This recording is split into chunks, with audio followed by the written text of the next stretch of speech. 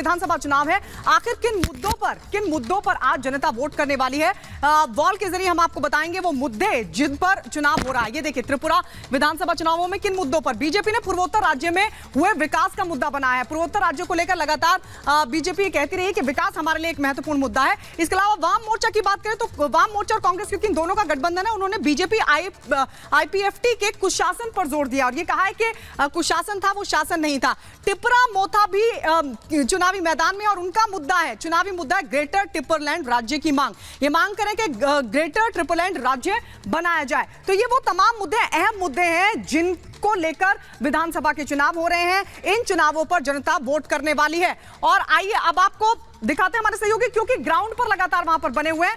अमित, हम लगातार देख रहे हैं कि जो अहम चुनावी मुद्दे हैं, चाहे बीजेपी आईपीएफटी की बात की जाए, कांग्रेस या वाम मोर्चा की बात की जाए, या फिर दूसरे चुनावी दल की बात की जाए, लेकिन आप क्योंकि वहां ग्राउंड पर मौजूद हैं, आपको क्या लगता है आज कौन से मुद्दे जहन में रखकर जनता आज वोट करेगी? अमित।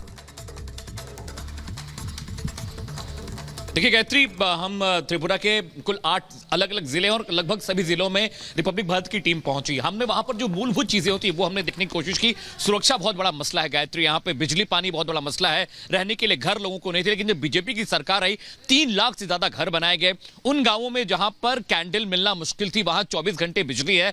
कल हम दक्षिण त्रिपुरा के अगरतला के गाँव में गए, वहां पर हमने वहां की प्रधान से बात किया। उन्होंने कहा कि पहले यहाँ बिजली नहीं होती थी, पानी की व्यवस्था नहीं थी, अस्पताल नहीं थे, लेकिन वहां पर मूलभूत सुविधाएं बीजेपी पहुंचा रही है। सीपीएम की जब सरकार रहा करती थी गायत्री, आपको याद होगा 2021 में किस तरह से कुछ अलग अलग इलाकों में दंगे हुए, मारपीट हुई, और सीपीएम के कार्यकाल में सबसे अधिक उपद्रव और हिंसा हुई है। कम से कम जनता यह कहती है कि जब से बीजेपी की सरकार आई है यहां पर हिंसा कम हो गई है, स्कूली शिक्षा का माहौल बेहतर हुआ है, रहने के लिए घर मिलने लगे हैं। और नल के जरिए जो पानी पहुंचाने की योजना केंद्र सरकार की थी वहां त्रिपुरा के लिए, उसको भी जमीन पर हमने देखा कि लोगों के घरों में पानी आ रहे हैं, 24 घंटे बिजली है।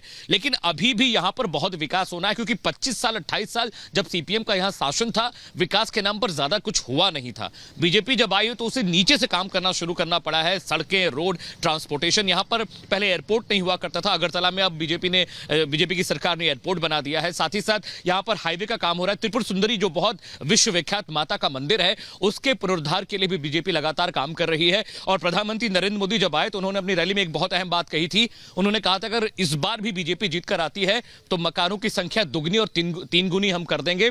यहां पर हीरा का जो कॉन्सेप्ट है कि हाईवे, इंटरनेट, रेलवे और इंफ्रास्ट्रक्चर पे जो जोर देने की बात केंद्र सरकार बिल्कुल, यानी जो ग्राउंड के मुद्दे हैं, अमित वहां से बता रहे, जनता की नब्ज टटोल कर, और बता रहे कि सुरक्षा भी एक बहुत अहम मुद्दा। अमित,